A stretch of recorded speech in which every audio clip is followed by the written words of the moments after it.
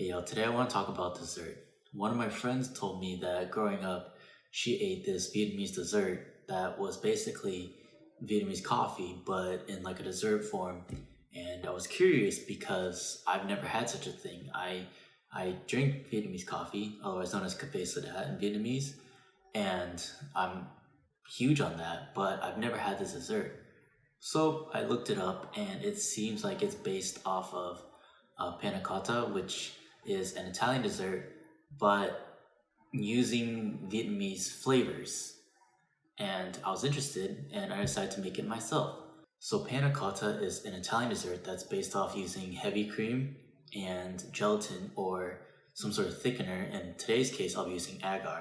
And then for the Vietnamese side of things, Vietnamese iced coffee has two major components. This coffee brand, which is what my family used growing up, it is Cafe Du Monde, and it's just some ground up coffee grounds in here, and condensed milk, which usually comes in a can for me. This is sweetened condensed milk. It's very thick and also very sweet, so it will replace all of the sugar that I normally would use in a panna cotta recipe.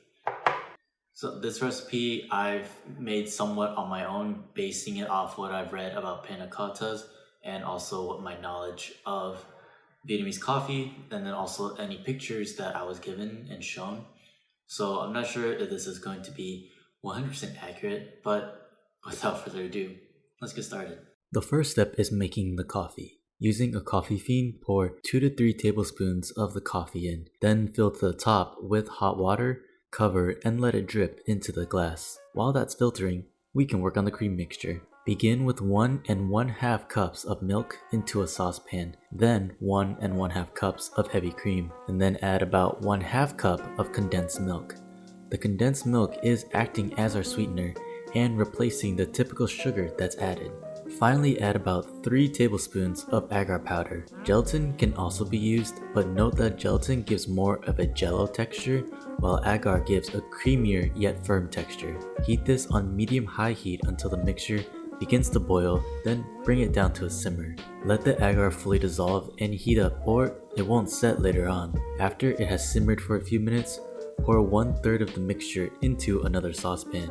Add about 1 cup of the coffee that was made earlier and mix. I suggest also adding another 1 to 2 tablespoons of agar as well to adjust for the additional liquid. Let this simmer on medium heat for a few minutes as well. After both mixtures have properly simmered and the agar is fully dissolved, grab any clear mugs or cups of your choice. I'm looking to do 4 layers with the cups I have, and I'll begin with the coffee layer first. Pour the mixture to create about a 1-inch layer, then allow these to set in the fridge. The time it takes varies, but it took mine about 15 to 20 minutes to set. While you're waiting, keep the additional liquid on the lowest setting on your stove to make sure that they are warm enough that they don't solidify. Continue to add layers in the cups after each layer has solidified, switching between coffee and cream mixtures. And after the final layer has been added, we can work on the topping. I'm doing a sweetened coffee to pour on top. The goal is to let the sweetened coffee slowly run throughout the panna cotta while I eat. Begin with 1/2 cup of the coffee and then 1/2 cup of granulated sugar. Heat on medium-high heat until all of the sugar is dissolved.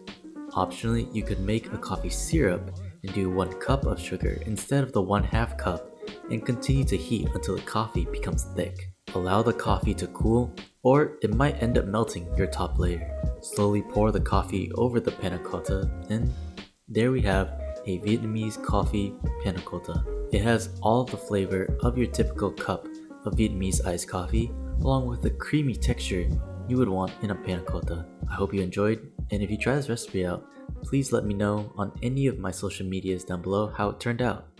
I'll see you on the next one.